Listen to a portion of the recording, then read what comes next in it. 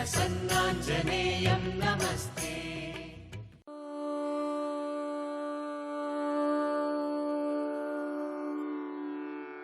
उत्तिष्ठोत्तिष्ठ सामीरि पूर्वा सन्ध्या प्रवर्तते। उत्तिष्ठ हरिशार्दूलं कर्तव्यं भक्तपालनम्। उत्तिष्ठोत्तिष्ठ कीशेष उत्तिष्ठ विजयध्वज।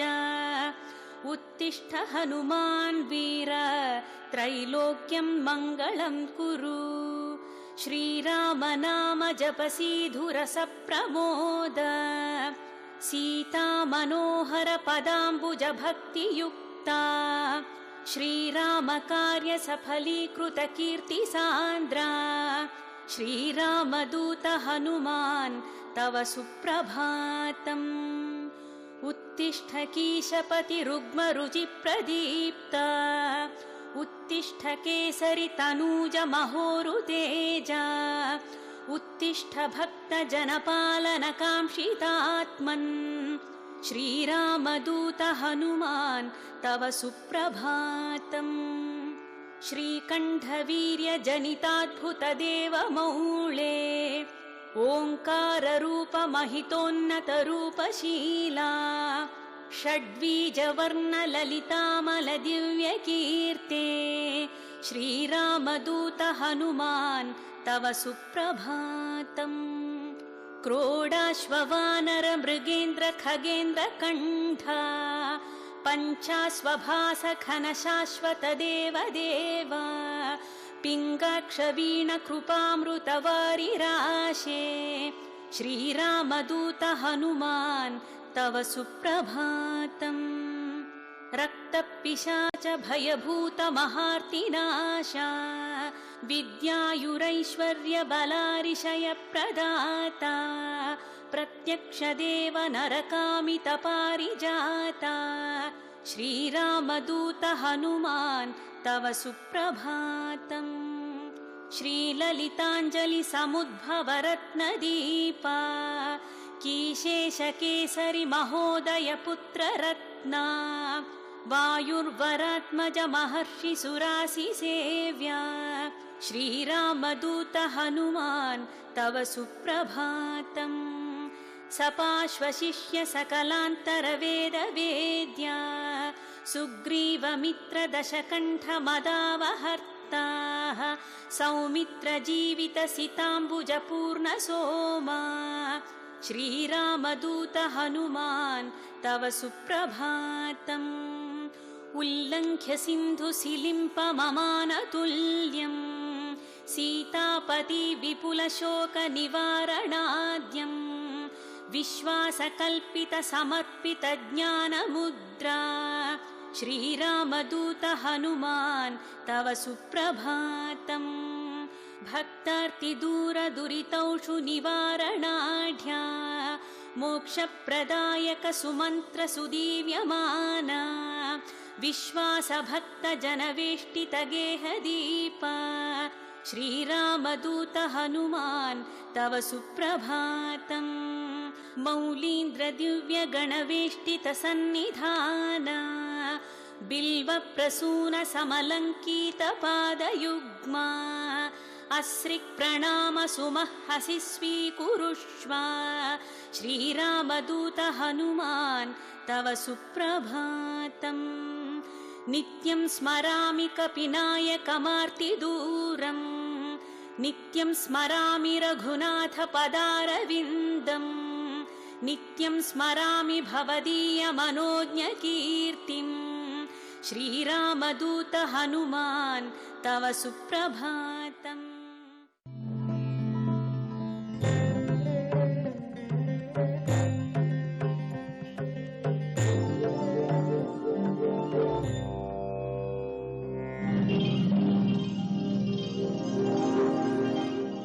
शुक्लांबरधरं विष्णुं शशिवर्णं चतुर्भुजं प्रसन्नवदनं ध्यायेत् सर्वविघ्नोपशान्तये। सदाशिवसमारम्भं शङ्कराचार्यमध्यमं भारतीतीर्थपर्यन्तं वन्दे गुरुपरम्परं। श्रुतिस्मृतिपुराणानाम् आलयं करुणालयं नमामि भगवत्पादं शङ्करं लोकशङ्करं। भारतीकरुणापात्रं भारतीपदभूषणं भारतीपरमारूढं भारतीतीर्थमाश्रये। విద్యా వినయ సంపన్నం వీతరాగం వివేకినాం వందే వేదాంత తత్వజ్ఞం విద్యుశేఖర భారతం రామాయ రామభద్రాయ రామచంద్రాయ వేదసే రఘునాథాయ నాథాయ సీతాయపతే నమః. శ్రీరామ.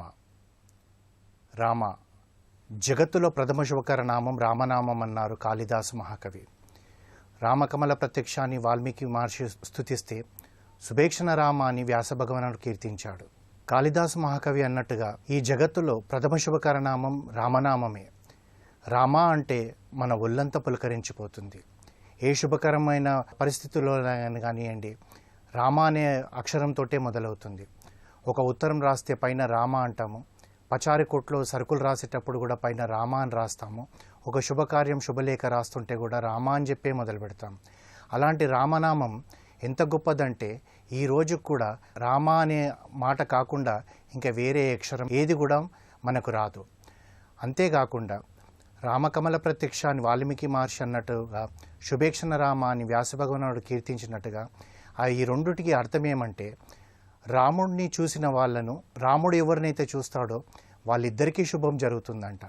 ఇదేంటండి రాముడు మనల్ని నిలకాడ చూస్తాడని చెప్పి మనకు ఒక అనుమానం రావచ్చు. ఓ గుడికి వెళ్ళాం, మనం రాముడిని చూసాం. రాముడు వెంటనే మనకు శుభం చేస్తాడు. అదేవిధంగా ఇష్టమున్నా లేకున్నా కానీ రాముడు మనల్ని చూసినా కానీ మనకు శుభకరమవుతుంది. అది రామనామం. మనకెంతో అమృతపానమైన ఈ రామాయణాన్ని మనకు అందించిన వాల్మీకి మహర్షికి మనం సర్వదా కృతజ్ఞతగా ఉండాలి. ఈ రామాయణం ఎలాంటిదంటే వాల్మీకి మహర్షి రచించిన ఈ రామాయణాన్ని వింటుంటే చదువుతుంటే మనకు ఎలాగుంటుందో అంటే, ముఖ్యంగా ఆ పారాయణం చేస్తున్న సమయంలో వాల్మీకి మహర్షి రచించిన ఆ రామాయణం ఎలా ఉంటుందని పెద్దలు చెప్తారంటే, తల్లి ఒడిలో బిడ్డను పెట్టుకొని కథ చెప్పినట్టుగా ఉంటుంది. గురువు శిష్యుడికి పాఠాలు చెప్పినట్టుగా ఉంటుంది.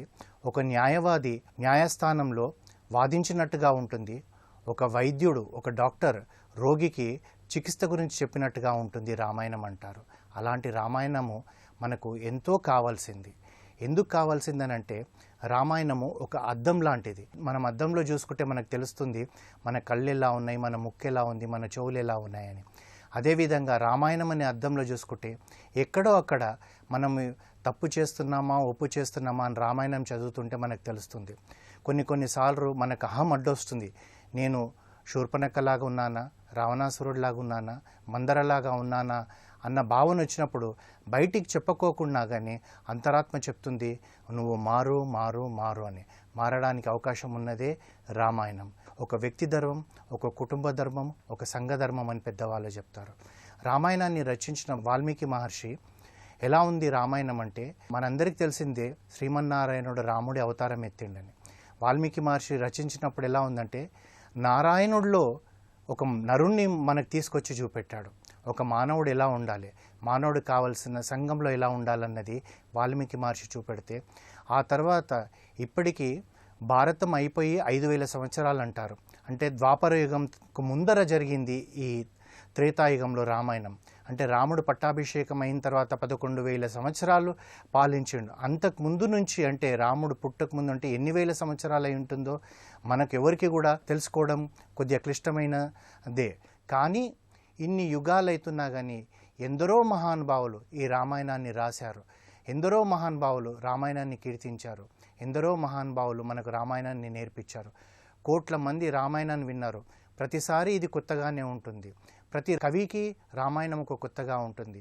ఎందుకు కొత్తగా ఉంటుంది? రామాయణం ఆ రోజు ఈ రోజు కూడా ఒకటే కదా అన్నది ఒక సంశయం మనకు రావచ్చు. నిజమే, ఆ సంశయం రావడంలో తప్పు లేదు. కానీ రామాయణం ఒక సముద్రం. ఈ సముద్రం లోపలికి ఎంత లోతుల్లోకి వెళ్తే మనకు వజ్రవైడూర్యాలు దొరుకుతుంది, ఆ తర్వాత ముత్యాలు దొరుకుతాయి. ఒక వజ్రం పెద్దగా ఉంటుంది, ఒక వజ్రం చిన్నగా ఉంటుంది.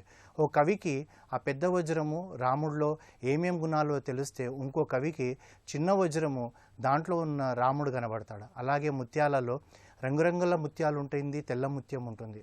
ఒక కవికి ఒక తెల్ల ముత్యం దొరికితే సీతమ్మ వారిని అలా వర్ణిస్తాడు. ఇంకో కవికి గోధుమ రంగులో ఉన్న ముత్యం దొరికితే అలా వర్ణిస్తాడు. ఈ విధంగా ప్రతి కవి రకరకాలుగా రామాయణాన్ని వాళ్ళ భావనలో మనకు అందించారు.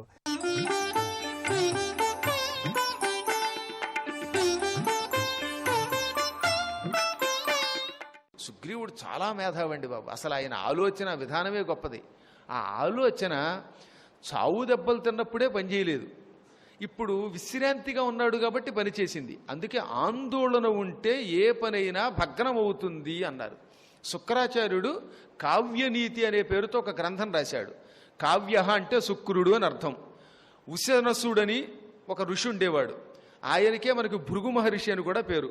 భృగువు అన్నా ఉశనసుడన్నా ఆయనే.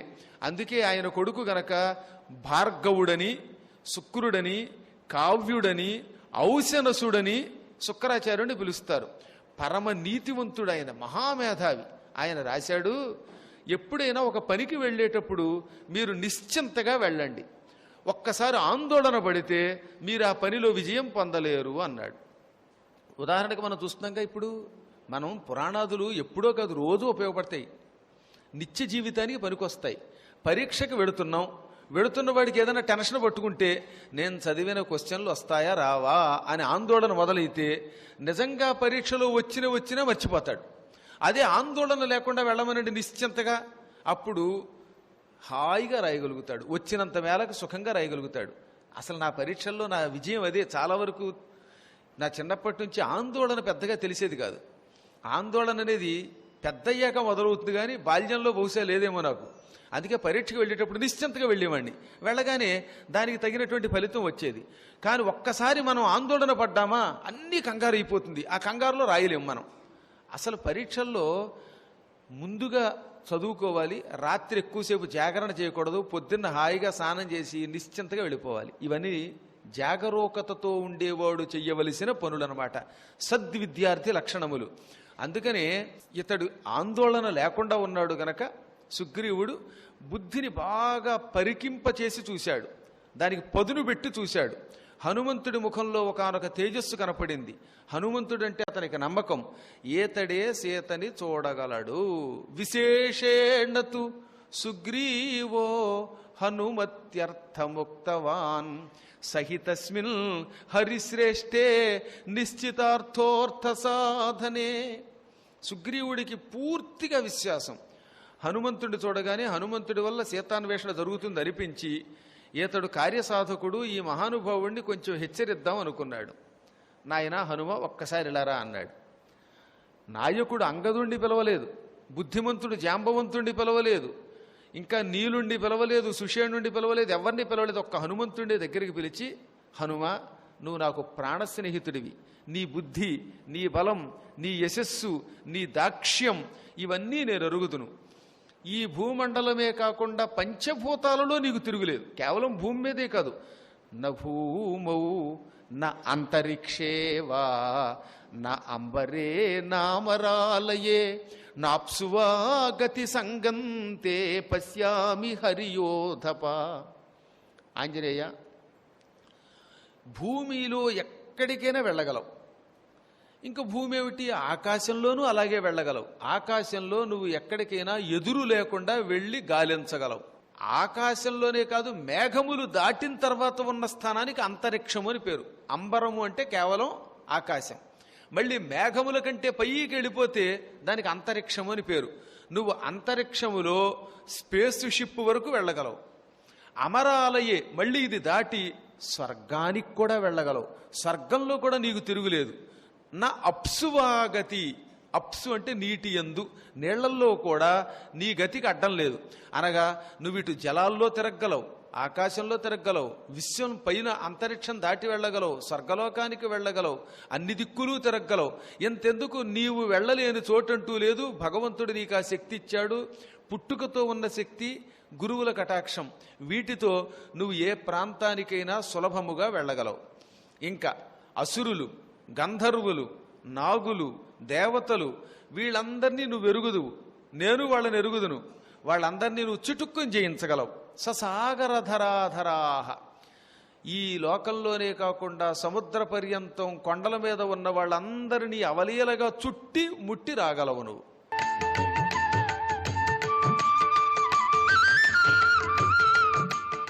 ప్రాగయం ఎప్పుడో పూర్వజన్మల్లో, పూర్వ అవతారాల్లో ఈ పిల్లవాడు వసుదేవుడి పుత్రుడిగా జన్మించాడు. అందుకనే ఈయన్ని వాసుదేవ అని కూడా పిలుస్తారు. వాసుదేవ అనేది శ్రీకృష్ణావతారంలో పుట్టిన నామం కాదు. ఎప్పుడో పురాతనమైన నామం అది ఆయన బిరుదు. వాసుదేవ అంటే పరమాత్మ. వాసుదేవ సర్వం వాసుదేవ సర్వం వాసుదేవ సర్వం అనుకుంటూ ఉంటారట యోగులు మహాత్ములు.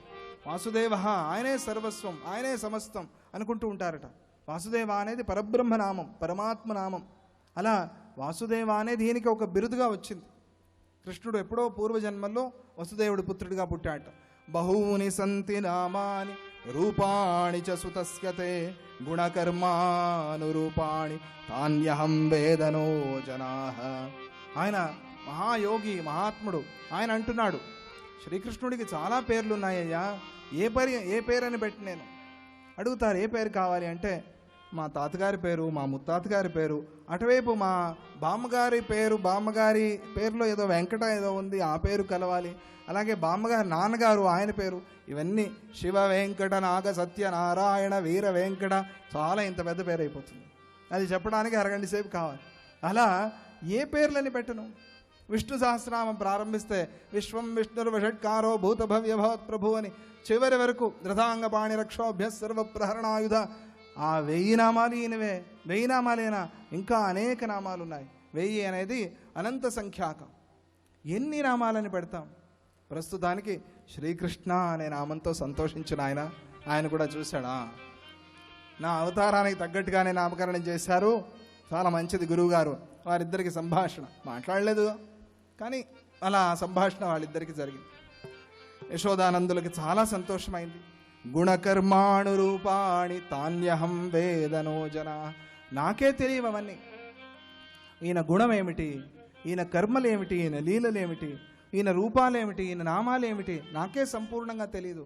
ఇక సాధారణమైన జనం పాపం వాళ్ళేం తెలుసుకుంటారు అని ఆయన ప్రభావాన్ని కూడా తెలిపి ఈయన సాక్షాత్తు శ్రీమన్నారాయణుడే, శ్రీ మహావిష్ణువే అనే రహస్యాన్ని కూడా చెప్పి, నంద, అమ్మ యశోద, జాగ్రత్తగా చూసుకోండి పిల్లవాడిని, ఎందుకంటే రాక్షసుల బాధ ఉంది, వాళ్ళు వచ్చి పీడిస్తూ ఉన్నారు అని రహస్యాన్ని చెప్పి ఆ గర్గ మహర్షి, గురువులు ఆ సమయంలో వస్తారు. అక్కడ కూడా వశిష్ఠ మహర్షి నామకరణం చేశారు రాముడికి, ఇక్కడ గర్గ మహర్షి నామకరణం చేశారు. గురువులతో నామకరణం చేయించడం సంప్రదాయం.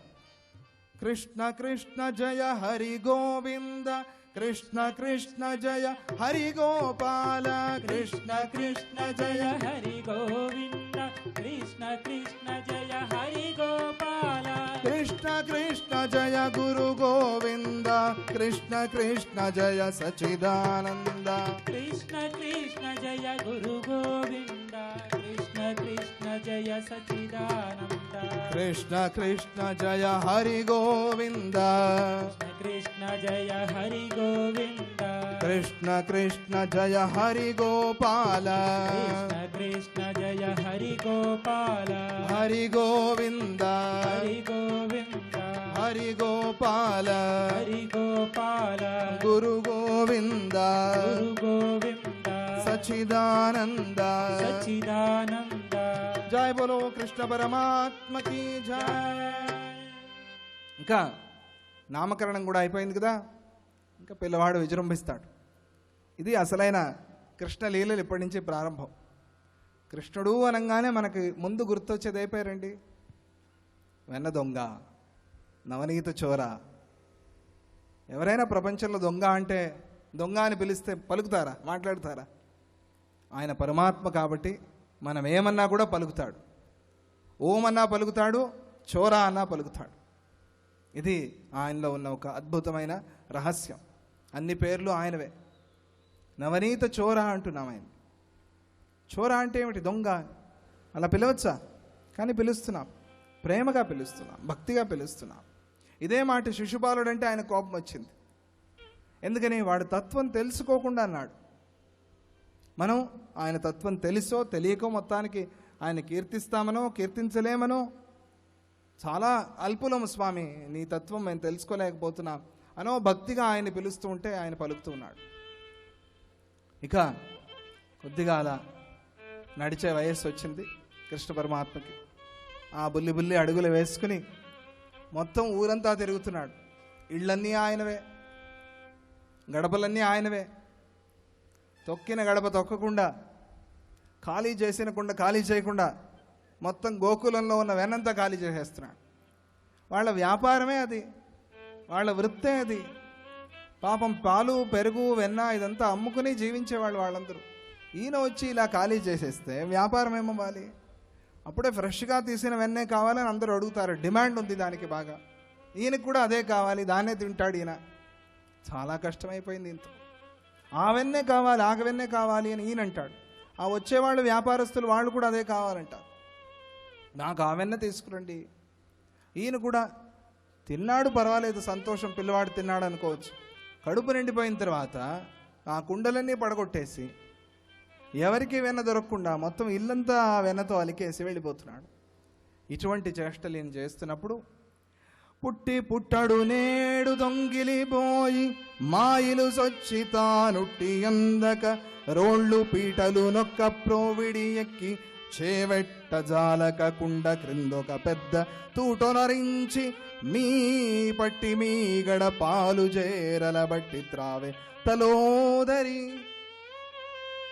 ఆ గోకుల స్త్రీలందరూ వచ్చి యశోదామాతకి చెప్తున్నారట, అమ్మా మీ పిల్లవాడి చేష్టలు ఏం చెప్తాం, మీరా రాజులు, మిమ్మల్ని ఏమనలేము, మీ పిల్లవాడిని ఏమనలేము. మిమ్మల్ని అన్నా మీరు ఊరుకుంటారు, కానీ మీ పిల్లవాడిని అంటే మాత్రం మీరు ఊరుకోరు.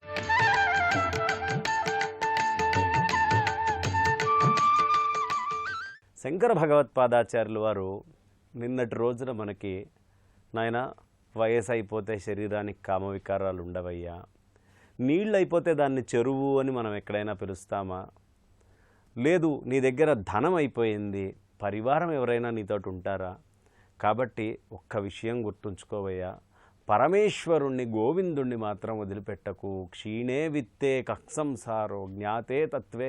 ఈ జ్ఞానం మొత్తము తెలిసిన వాడికి సంసారము అనేది ఉండదయ్యా అని స్పష్టంగా నిన్నటి రోజు మనకు తెలియపరిచారు భగవత్పాదుల వారు.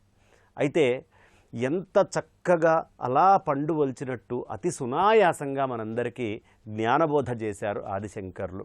ఇవాల్టి రోజున చాలా అద్భుతంగా మనందరికీ కంటి ముందు కనిపించేది ఏదైతే ఉందో ఆ విషయాన్ని స్పష్టంగా ఇలా తీసి అందించినట్టుగా అందిస్తున్నారు. ఆ శ్లోకం ఏమిటయ్యా అంటే, దినయామిన్యౌ సాయం ప్రాతః శిశిరవసంతే పునరాయాతః కాలః క్రీడతి గచ్చత్యాయుః స్తదపిన ముంచత్యాశాపాశః. నాయన, నువ్వు ఏదో అనుకుంటున్నావు, ఒక్క క్షణం ఆలోచించు. దినయామిన్యౌ సాయం ప్రాతః, రోజులో పొద్దునొస్తోంది, సాయంత్రం వస్తోంది. ఈ పొద్దున వచ్చి సాయంత్రము అలా కనిపించకుండా లుప్తమై వెళ్ళిపోతోంది. శిశిర వసంతే పునరాయాతః, వసంత ఋతువు వస్తోంది, గ్రీష్మ ఋతువు వస్తోంది, వర్ష ఋతువు వస్తోంది, హేమంత ఋతువు వస్తోంది, శరద్ ఋతువు వస్తోంది, శిశిర ఋతువు వస్తోంది. ఇట్లా ఋతువులు మారుతూనే ఉన్నాయి. ఈ ఋతువులన్నీ కూడా శిశిర వసంతే పునరాయాతః, మళ్ళీ వచ్చి పోతూనే ఉన్నాయి. ఏ ఒక్కటి ఆగట్లేదే. ఇప్పటికీ ఇన్నేళ్లు మనం కళ్ళు మూసుకొని ఒకసారి ఆలోచిస్తే ఈ ప్రపంచం పుట్టిన దగ్గర నుంచి ఈ భూమి మీద ఎన్ని ఋతువులు వచ్చినాయి, ఎన్ని వర్ష ఋతువులు వచ్చినాయి, ఎన్ని హేమంత ఋతువులు వచ్చినాయి, ఎన్ని శిశిర ఋతువులు వచ్చినాయి, ఏమైనా ఆగుతున్నాయా? ఎక్కడా ఆగట్లేదే. కాలః క్రీడతి, సమయం ఆగకుండా అలా ఆడుతూ పాడుతూ వెళ్ళిపోతుందయ్యా. కాలః క్రీడతి, అది మామూలుగా వెళ్తోందా? ఆడుకుంటూ ఆడుకుంటూ ఆడుకుంటూ వెళ్ళిపోతున్నాయి. రోజులు వారాల్లో కలుస్తున్నాయి, వారాలు నెలల్లో కలుస్తున్నాయి, నెలలు దక్షిణాయనం ఉత్తరాయణం అనే అయనాల్లో కలుస్తున్నాయి, ఈ అయనాలు వెళ్ళిపోయి సంవత్సరంలో కలుస్తున్నాయి. ఇది ఎప్పుడూ లేకుండా నిరంతరము లుప్తమవుతూ ఉంది కదా. ఇది ప్రతివాడికి తెలుస్తూనే ఉంది. నేను ఇంత ఉన్నప్పటి నుంచి ఇవాళ ఇంత శరీరం వచ్చింది అంటే ఎన్ని ఋతువులు అలా కలిసిపోతే, ఎన్నెన్ని పరిపూర్ణమైనటువంటి రోజులు గడిచిపోతే, ఎన్నెన్ని నెలలు గడిచిపోతే, ఎన్ని సంవత్సరాలు గడిచిపోతే చిన్నగా ఉన్న ఒక పిండం ఈ స్థాయికి వచ్చింది. ఎవడి కోసము ఈ కాలం ఆగట్లేదు కదా. కాలః క్రీడతి, ఈ క్రీడతి అనే సమయంలో మనకి చాలా మార్పులు కనిపిస్తున్నాయి. నా శరీరంలో, నా వేళ్లల్లో, నా లోపల ఉండేటటువంటి ఆ పరిపూర్ణమైన నరాల లోపల, నా బుద్ధిలో, నా ఆలోచనలో, ఇవన్నీ కాలాన్ని బట్టి మారుకుంటూ వెళ్ళిపోతూనే ఉన్నాయి కదా. కాలః క్రీడతి గచ్చత్యాయుః, ఆయువు కూడా తగ్గుతూ పోతూనే ఉంది కదా. సూర్యుడు ఒకరోజు ఉదయించాడు అంటే ఉదయించిన సూర్యుడి యొక్క ఆనందాన్ని ఆస్వాదిస్తున్నాం, కానీ సూర్యుడు ఒకరోజు ఉదయించాడు అంటే నా ఆయువులో ఒకరోజు తరిగిపోయింది అని ఆలోచించగలిగే వాళ్ళు ఎంతమంది ఉన్నారు? అలా రోజులు గడిచే కొద్దీ మన ఆయువు తరిస్తూ ఉన్నది కదా, మరి మనం ఏమి వదిలిపెట్టలేకపోతున్నాం ఇంత జరుగుతున్నా అంటే అన్నీ మారుతున్నాయి కానీ మన లోపల ఆశ అనబడేదంటూ ఒకటి ఉంది. ఆ ఆశ ఎప్పుడూ మారట్లేదండి. ఆశ ఎప్పుడూ ఒకటేలాగా నిత్య నూతనంగా యవ్వనంతో అలా ఉంటుంది. చిన్నప్పుడు చాక్లెట్ల మీద ఆశ ఇంత ఉన్నప్పుడు, అక్కడి నుంచి మొదలుపెట్టి ఇవాళ అనేక రకాలైనటువంటి ఆశలు, ఇది చెయ్యాలి, అది చెయ్యాలి, అది సాధించాలి, ఇది సాధించాలి, అక్కడికి వెళ్ళాలి, ఎన్ని రకాల ఆశలు అలా బంధిస్తూ ఉన్నాయి. పోనీ ఇప్పుడే అనుకుందామా, వృద్ధాప్యం వచ్చింది, చివరి వయసు వచ్చింది, 95 ఏళ్ళు, పూర్తి అనారోగ్యం వచ్చింది, అప్పటికి వాడికి ఆశ ఉంటుంది. నేను మళ్ళీ యవ్వనంగా తయారవుతాను, మళ్ళీ నాకు బలం వస్తుంది, ఆ డాక్టర్ ఇచ్చిన మందు వల్ల నేను చాలా శక్తివంతుడిని అవుతాను అనే ఆశ. ప్రతివాడికి ఆశ ఆశ ఆశ ఆశ. అందుకే శంకర్లే ఆశయా బధ్యతే లోకే, ఆశ అనే దానికి బద్ధులయ్యి లోకమంతా కర్మణా బహుచింతయ, ఏం పని చెయ్యాలబ్బా, ఏ పని చేస్తే ఈ ఆశ నుంచి బయటపడతాము అని రకరకాలైన ఆ కోరికలు తీర్చుకోవడానికి ఎన్నో పనులు ఆలోచిస్తూ ఉంటారు. ఆశయా బధ్యతే లోకే కర్మణా బహుచింతయ. ఈ రెండు జరిగేటప్పుడు ఒక్క విషయం మర్చిపోతున్నాడండి ప్రతి మనిషి కూడా, ఆయుః క్షీణం నజానాతి. వాడు ఆయువు క్షీణిస్తోంది అనే విషయం వాడు మర్చిపోతున్నాడు. ఆ తస్మాత్ జాగృత జాగృత, మేల్కోనుతోటుండు, ఆలోచించు, నీ ఆయుష్ కరిగిపోతోంది, ఏదో ఒకనాడు నువ్వు ఈ శరీరాన్ని వదిలిపెట్టి వెళ్ళాలి, వెళ్ళే లోపలికి మళ్ళీ ఉత్తమమైన జన్మని పొందే పనులు కానీ, లేదు మోక్ష సామ్రాజ్యంలో ఓలలాడేటటువంటి జ్ఞాన ప్రవృత్తిని పెంచుకోవటం కానీ, సత్కర్మాచరణ కానీ ఇలాంటివి ఏమైనా చేస్తున్నావా? కాకుండా పాపిష్టి పనులు చేసి అధమ యోనుల్లో పుట్టడానికి మళ్ళీ ఉత్తర జన్మలో పనికిమాలిన జన్మలెత్తేటటువంటి పనులు చేసుకుంటున్నావా? బాగా ఆలోచించుకో అని శంకర భగవత్పాదాచార్యులు వారు తస్మాత్ జాగృత జాగృత అని మనకు అక్కడ చెప్పడం జరుగుతుంది. కాలః క్రీడతి, అసలు కాలం ఆడుకుంటూ వెళ్ళిపోతోంది. గచ్చత్యాయు, ప్రతివాడికి తెలుసు ఈ జరామరణాలు అనేవి వస్తున్నాయి, సమయం ఆడుకుంటూ వెళ్ళిపోతోంది.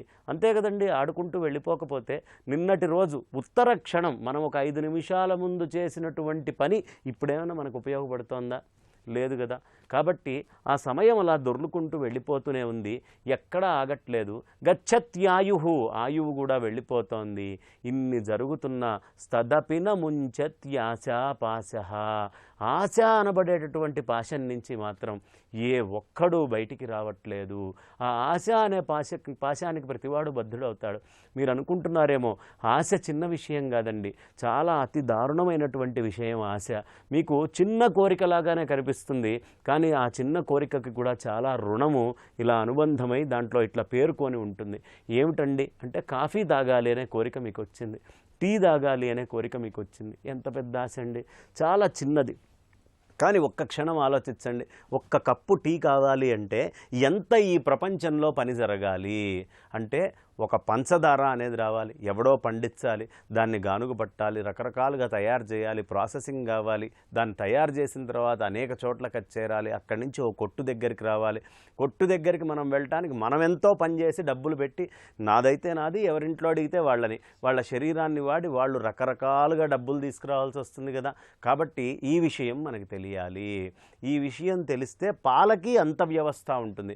ఆ బర్రె గడ్డి తినే దగ్గర నుంచి, ఆవు గడ్డి తినే దగ్గర నుంచి ఈ మొత్తం మొదలవుతుంది. టీ పొడి ఎంత కష్టపడి కొండల మీద ఎక్కి తుంచి అంతా చేసి దాన్ని మొత్తం అంటే, ఒక కప్పుడు టీ కాఫీ తాగాలి అనే కోరికకి అంతమంది కర్మ వెనకాల మన వెంట ఉంది. కాబట్టి అయ్యా ఆశ అనే దాన్ని వదిలిపెట్టలేకపోతున్నాడు. ఆశ అనేది వదిలిపెట్టి భజ గోవిందం భజ గోవిందం గోవిందం భజ మూఢమతే, గోవిందుణ్ణి భజించవయ్యా, అది కాపాడుతుంది, ఈ జనన మరణాల నుంచి నిన్ను బయటికి చేస్తోంది అని శంకర భగవత్పాదాచార్యులు వారు ఈ శ్లోకంలో మనకి తెలియపరచడం జరిగింది. నేటికి స్వస్తి.